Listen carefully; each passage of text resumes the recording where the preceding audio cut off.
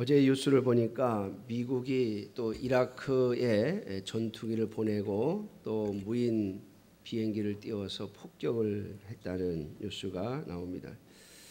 전 세계적으로 곳곳에서 전쟁의 소식이 들려오는 것은 참으로 우리를 불안하게 하고 또 우리를 염려하게 하지요. 그런데 그 뉴스 속에서 제가 뉴스를 보면서 이렇게 좀 충격을 받은 것이 있어요. 이번에 미국이 개입을 한 이유 중에 하나는 이라크의 북쪽에 있는 어느 부족, 어느 지역을 공격을 했는데 그 반군이 이라크의 지금 현재 반군이 그 이라크의 북부의 어느 지역을 공격해 들어가면서 종교를 이슬람으로 바꾸지 않으면, 알라 신으로 바꾸지 않으면, 너희의 신을 알라 신으로 바꾸지 않으면 당장 죽이겠다. 그렇게 협박을 하면서 공격에 들어왔다고 그래요. 제가 두 가지를 놀랐습니다. 하나는 그 중동 지역에 이슬람 국가들로 거의 둘러싸여 있는 그 지역에 그 이라크도 공식적인 종교는 이슬람이죠. 그런데 그 지역에 기독교인들이 있다는 거예요. 기독교인들의 어떤 그 부족이 있다는 거예요. 기독교인들만 모여 사는 곳이 있다는 거예요. 이 기독교의 생명력이라고 하는 것이 참으로 놀랍구나 하는 생각을 하면서 하나의 충격은 단순히 종교를 바꾸면 살려주고 그렇지 않으면 죽이겠다고 하는 그 협박 속에서 많은 그리스도인들이 죽임을 당하고 있다라고 하는 것이죠. 그래서 많은 사람들이 죽었고 또 남은 사람들을 더 죽이려고 하는 그러한 위험 속에서 미국이 개입을 했다라고 하는 그런 뉴스를 보면서 제가 마음에 그런 생각을 해봤어요. 우리는 오늘날 여기서 예수님을 믿는다고 하는 것 때문에 죽인다는 사람은 없잖아요. 혹시 왕따는 시킬지 몰라도, 그래 너 예수 믿으니까, 넌 기독교인이니까 우리랑 부류가 다르고 우리랑 같이 놀지 않겠다, 그렇게 하면서 우리를 왕따를 혹시 시킬지는 몰라도 죽이지는 않잖아요.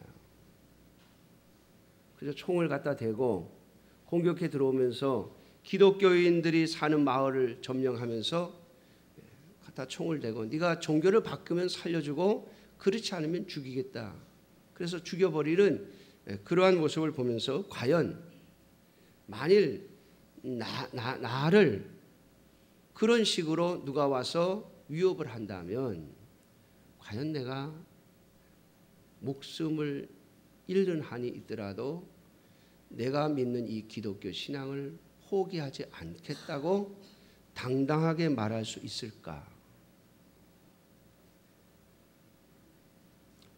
뿐만 아니라 하나님께서 그런 위험 속에 우리를 놓고 있지 않은 것이 한편으로 또 감사하면서도 과연 그럴 수 있을까라고 하는 생각을 하면서 또 그곳에서 오로지 기독교인이라고 하는 이유 때문에 죽임을 당하는 사람들을 생각하면서 제가 마음이 울컥했어요.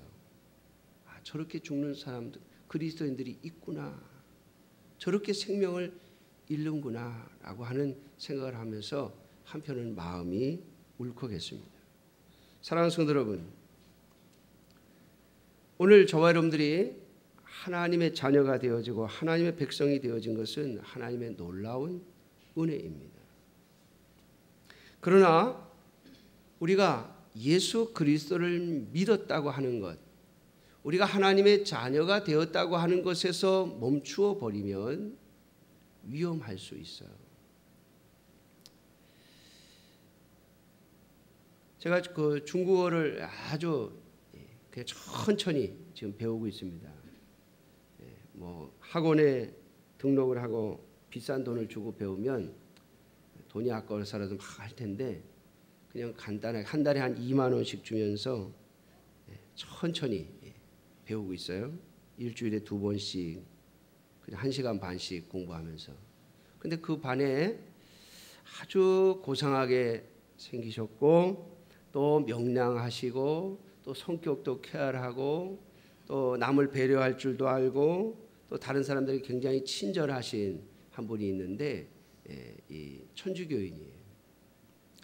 근데 우리 목사님들이 몇 분이 가서 공부를 하다 보니까 이제 대화를 이렇게 쉬는 시간에 대화를 하는데 한 분이 그래요. 나도 옛날엔 교회 다녔어요. 그러더라고요. 근데 지금은 천주교를 다닌대요. 그러면서 무슨 이런저런 이야기를 하는데 저는 그게 궁금했어요. 왜 교회를 다니던 사람이 천주교로 바꿨을까?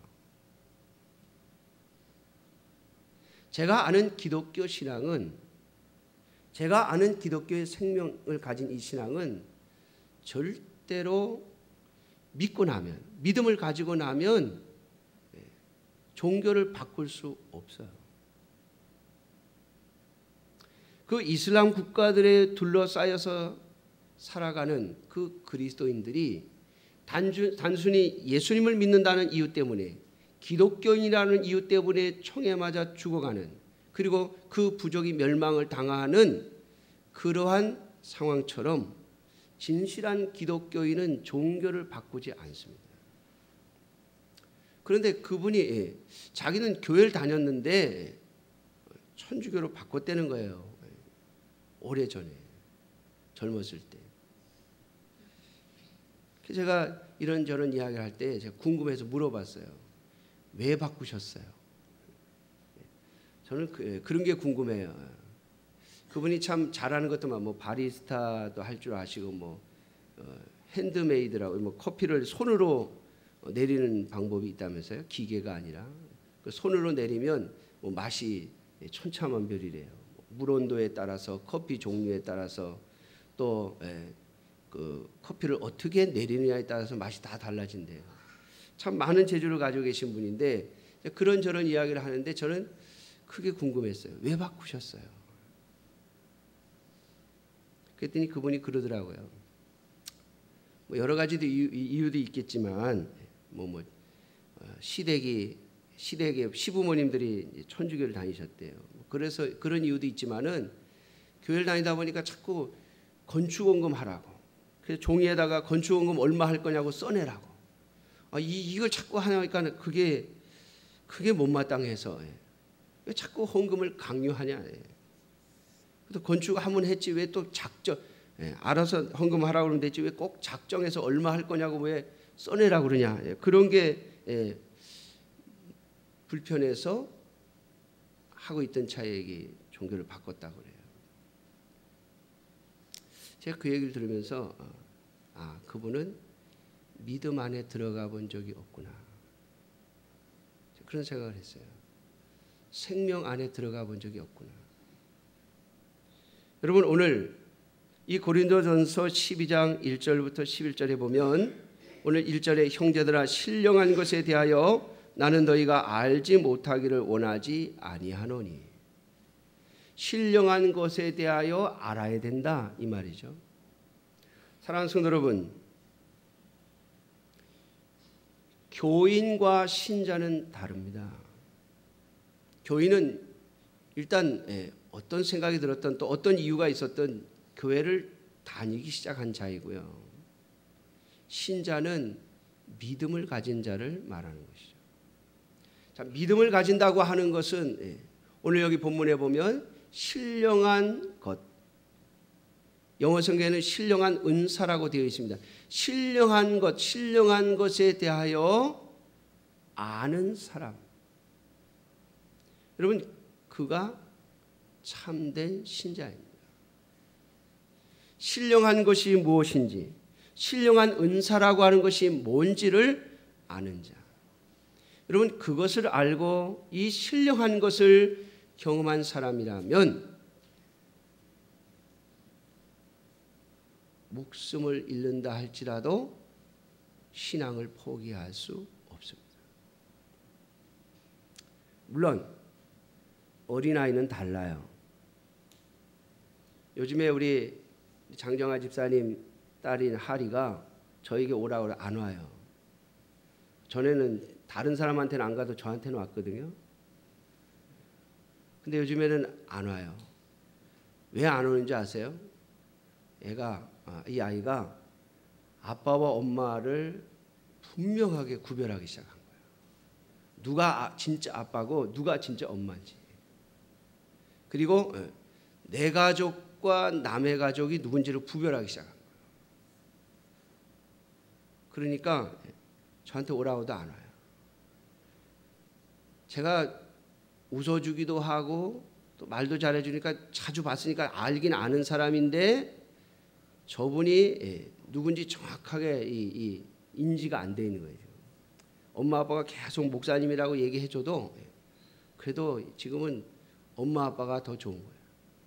그러니까 엄마 아빠에 대한 애착이 딱 지각 능력이 딱 생기고 나니까 이제 다른 사람한테는 가능하면 안 가려고 그래요. 조금 더 자라야죠. 이제 앞으로 한 3살, 4살쯤 되면 이제 엄마 아빠랑 조금 떨어져도 있을 수 있고 이분은 나한테 잘해주는 분이니까 내가 한번 갔다 와도 괜찮다 이런 느낌이 들어야 이제 아마 올 거예요. 오라 그러면. 그래도 점점 내 가족과 내 가족이 아닌 사람을 구별하기 시작하는 거죠. 여러분, 우리의 영적인 신앙도 마찬가지예요. 우리의 영적인 신앙도 태어나는 것으로 끝나버리면 여러분 어떻습니까? 총을 갖다 대고 생명을 위협하면서 너 기독교를 포기하면 살려준다라고 하면 포기한다고 말할 수밖에 없어요.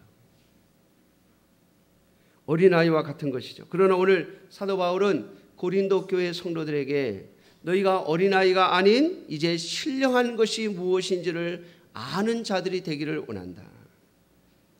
그래서 사도 바울이 고린도 전서 전체를 통해서 하고 있는 말이 뭐냐면 고린도 교회 성도들은 너희들은 어린아이의 신앙을 가지고 있다. 그것 가지고는 핍박과 환난을 견뎌낼 수 없다라고 하는 거예요. 그러므로 너희들이 신령한 것이 무엇인 줄 알고 신령한 은사가 무엇인 줄 알고 신령한 것이 무엇인지를 분명히 알아야만 그래야만 환난과 핍박을 이겨낼 수 있고 사탄의 유혹으로부터 승리할 수 있는 삶을 살 수 있다라고 하는 메시지를 전하는 것이 고린도전서 전체의 핵심 주제입니다. 오늘 그래서 사도 바울은 고린도전서 12장에 오면서 너희가 신령한 것, 신령한 은사가 무엇인지를 좀 알기를 원한다. 그렇게 권면하고 있습니다. 그래서 오늘 저는 여러분들에게 이런 말씀을 드리고 싶습니다. 저 또한 우리 교회에서 신앙생활을 하신 여러분들이 그저 교인으로서의 신앙으로 끝나지 말고 신령한 자들, 신령한 은사가 무엇인지를 아는 자들이 되셔서 어떠한 상황에서도 종교를 바꿀 수 없는 기독교의 신앙을 포기하지 않는 성도로 성장하시기를 주님의 이름으로 축원합니다. 그럼 목사가 싫어서 교회를 옮길 수는 있어요. 또 교회에 문제가 있고 목사에게 문제가 있어서 교회를 바꿀 수는 있어요. 그러나 참된 기독교의 신앙은 종교를 바꾸진 않습니다. 왜냐하면 이 기독교의 신앙은 생명이기 때문입니다. 그래서 오늘 사도 바울은 고린도 교회 성도들에게 너희들에게 생명이 있다. 신령한 은사가 있다. 신령한 것이 있다라고 하는 이야기를 하고 있는 것입니다.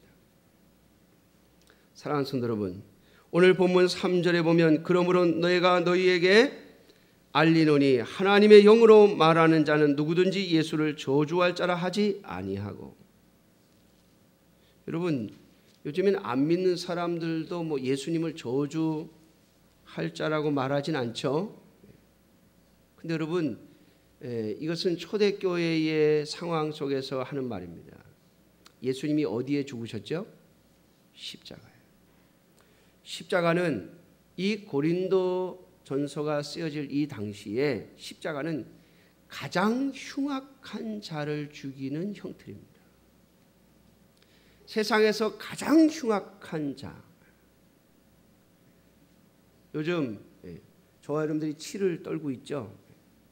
어떻게 군대 간 사병을 그렇게 인간 이하의 취급을 하면서 그러면서 때리고 그렇게 해서 죽일 수 있느냐.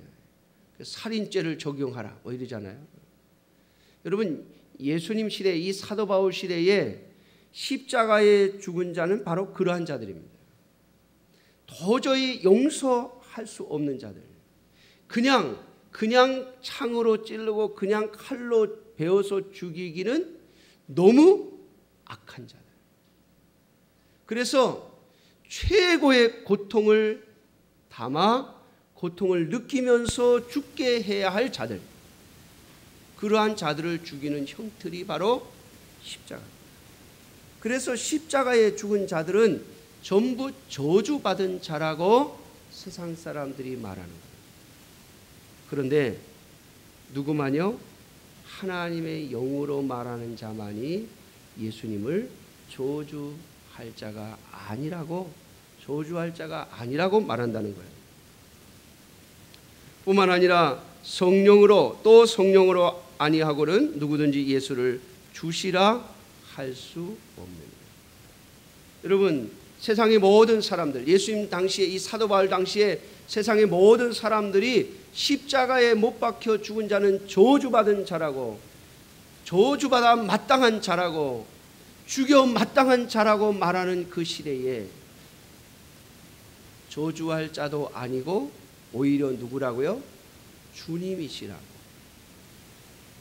말하게 한다는 거예요. 여러분 이 고백이 누구로부터요?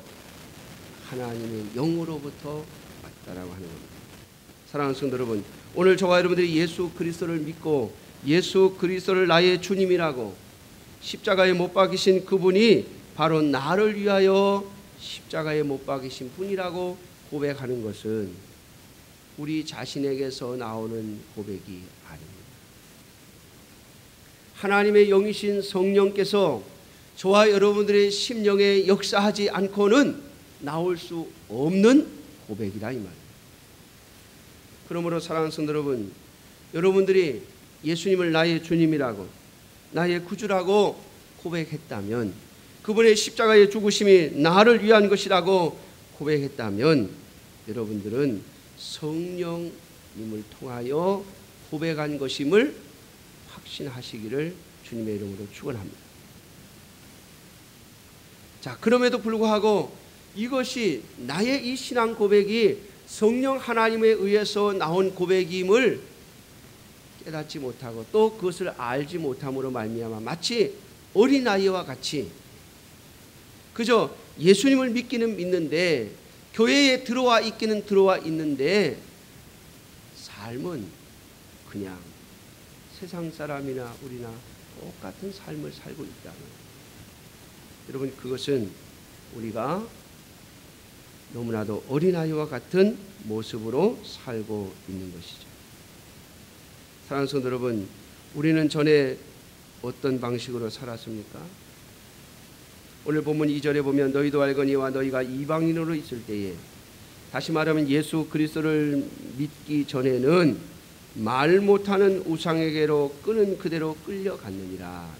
그럼 말 못하는 우상이 뭘 어떻게 끌어요 우리를? 이 말은요 제가 해석해서 말씀을 드리면, 말 못하는 우상에게 나의 욕심을 투영시켜서 우상을 만들어 놓고 내가 원하는 걸 그 우상을 통해서 얻기를 원하는 거예요.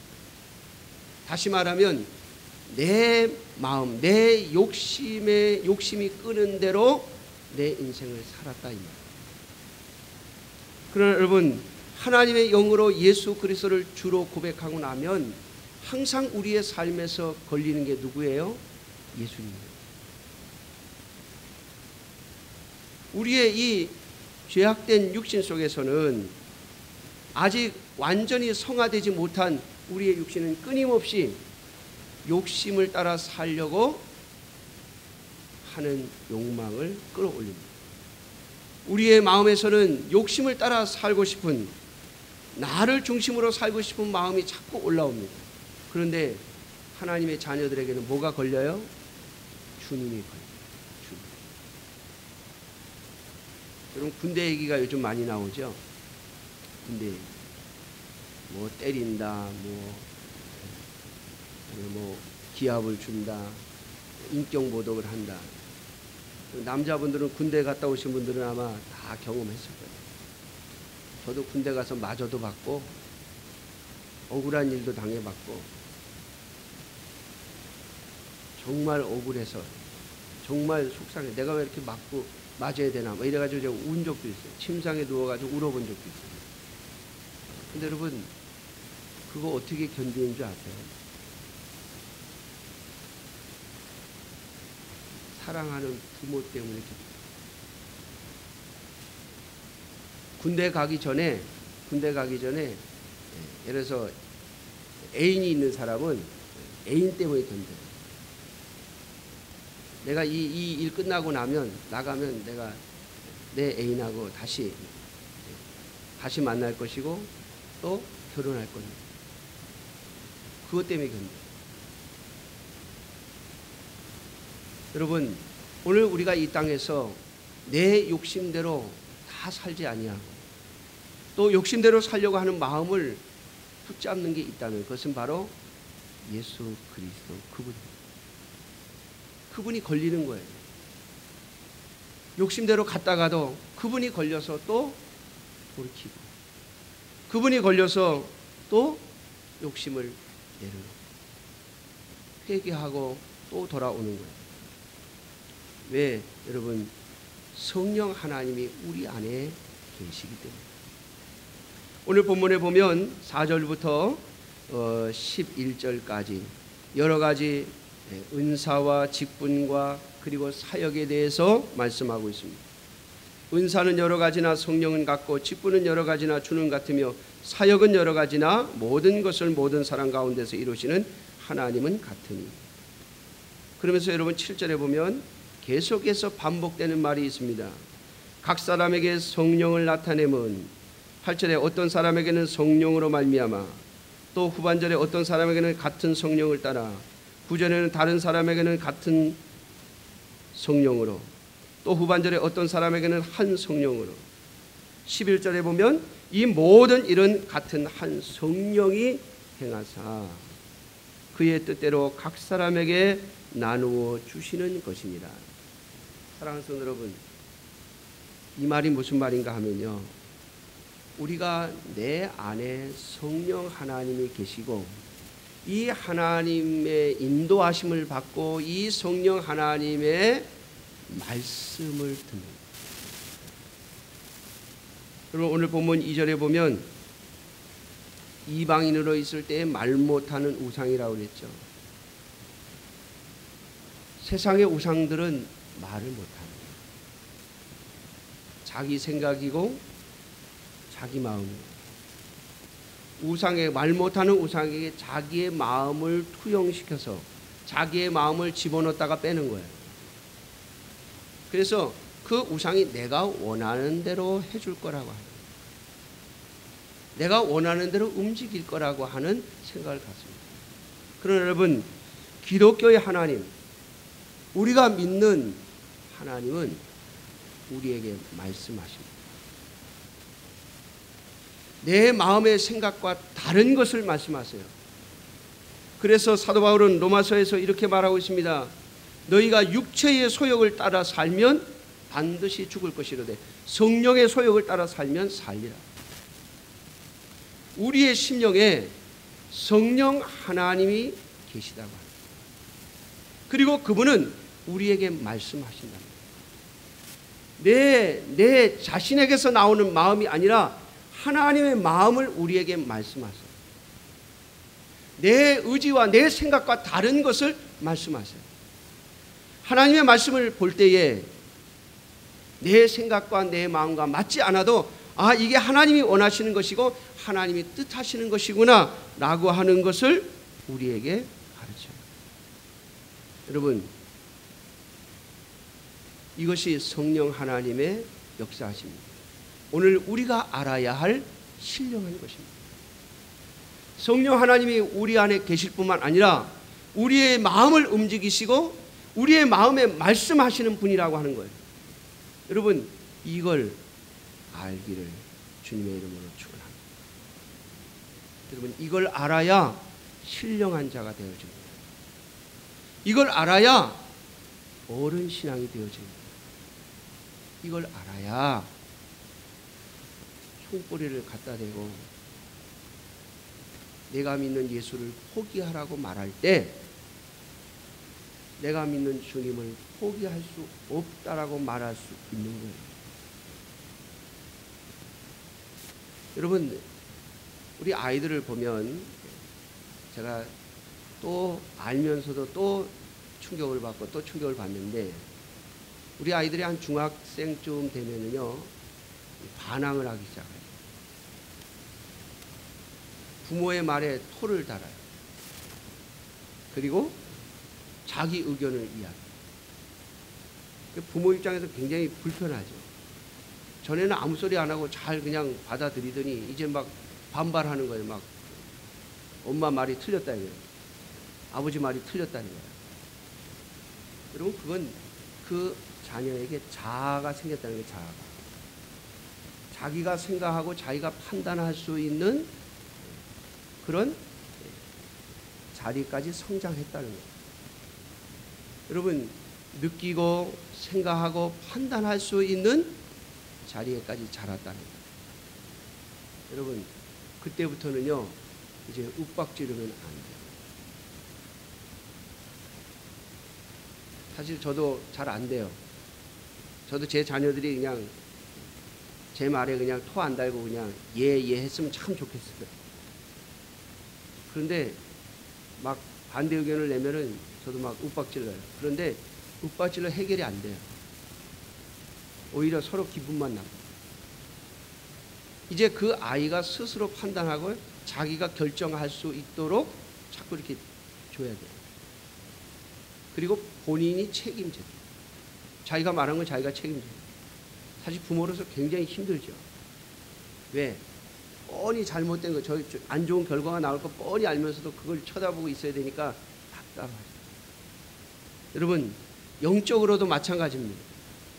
우리가 스스로 판단하고 스스로 결정할 수 있는 데까지 자라야만, 그래야만 우리가 주님을 온전히 믿고 성장한 어른으로서의 신앙생활을 할 수 있어요.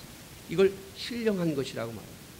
여러분, 이 자리에 가려면 반드시 저와 여러분들이 알아야 되는 것이 있는데, 바로 내 안에 계신 성령님이 나에게 말씀하십니다. 그분의 음성을 들을 수 있어야 돼요. 내 마음에 말씀하시는 하나님의 말씀을 들을 수 있어야 돼요. 육신의 귀가 아닌 내 영혼의 마음, 내 심령으로 하나님의 말씀을 들을 수 있어야만 우리가 신령한 자리에 설 수 있어요. 그것은 오늘 말씀해 보니까 성령 하나님으로부터 말미암는 것이라고 했어요. 사랑하는 성도 여러분, 이걸 위하여 여러분 매일같이 말씀을 보시고 매일같이 기도하셔야 돼요. 오늘 우리 기도하신 장로님이 교회에 와가지고는 성장이 안 돼. 예, 맞아요, 여러분. 그저 뭐 일주일에 한 번씩 무슨 잔치집 가듯이 교회 와가지고는 여러분들 신앙이 빨리 성장하지 않아요. 물론 그것도 뭐 20년, 30년 지나면 잘하겠죠. 콩나물에 물들듯이 오랜 세월이 지나. 그런데 빨리 자라려면 여러분 매일같이 성경을 보시고 묵상하고 매일같이 기도하셔야 돼요. 여러분, 그래서 새벽기도 나오라는 거예요. 그래서 오다가다 교회에 들려서 기도하시라고 하는 거예요. 그게 정 안 되면 집에서라도 꼭 성경을 보고 기도하셔야 된다. 그래서 저는 여러분들에게 매일 성경을 하시기를 원하고 있죠. 여러분, 우리의 영혼이 성령 하나님의 음성을 들을 수 있고 하나님의 마음을 깨달을 수 있어야만, 그래서 하나님이 나에게 이렇게 말씀하시는 거구나, 하나님이 원하시는 것이 이것이구나, 하나님의 주시는 감화와 감동을 느낄 수 있어야만, 그래야만 목에 칼이 들어와도 하나님의 예수 그리스도를 부인하지 않을 만큼 성장합니다. 사랑하는 성도 여러분, 저와 여러분들이 어떠한 경우에도 비록 지금 현재는 우리가 전쟁 없는 나라에 있기 때문에 누가 와서 우리에게 총뿌리를 겨누고 예수 그리스도를 포기하라고 말하지 않는 그러한 환경 속에 살아가니까 하나님 앞에 감사하며 다행한 일이지만, 사랑하는 성도 여러분, 언제나 우리의 신앙은 언제 어느 때든지 우리의 생명을 위협하는 위협 속에서도 예수 그리스도에 대한 신앙과 믿음을 포기하지 않는 신앙에까지 자라야만 할 것입니다. 이를 위하여 오늘 여러분들에게 말씀을 드렸습니다. 성령 하나님이 여러분들의 심령 속에 계십니다. 여러분들이 예수님을 주님이라고 고백했고 예수님을 저주받은 죽음을 당한 자가 아니라고 하는 것을 믿었다면, 그것은 여러분들에게서 나온 믿음이 아니라 성령 하나님께서 주신 것이에요. 그러므로 여러분 안에 계신 그 성령님이 여러분들에게 말씀하시고 여러분들의 마음을 움직이시는 경험을 위하여 기도하시며 하나님 앞에 은혜를 구하며 엎드릴 수 있는, 그래서 신령한 것이 무엇인지, 신령한 은사가 무엇인지, 신령한 신앙이 무엇인지, 어른의 신앙이 무엇인지를 알게 해달라고, 그리고 거기에까지 자라게 해달라고 끊임없이 기도하셔야 합니다. 여러분, 어린아이들이여 끊임없이 배우고 끊임없이 먹듯이 우리가 영적으로도 끊임없이 말씀을 먹고 끊임없이 기도하며 끊임없이 배우려고 하는 자세가 있어야만 우리의 신앙이 신령한 데까지 자란다고 하는 사실을 기억하고, 여러분들의 신앙이 어린아이, 갓난아기의 신앙에서 멈춰 있지 말고 신령한 자리에까지 오르기를 주님의 이름으로 축원합니다. 기도하겠습니다.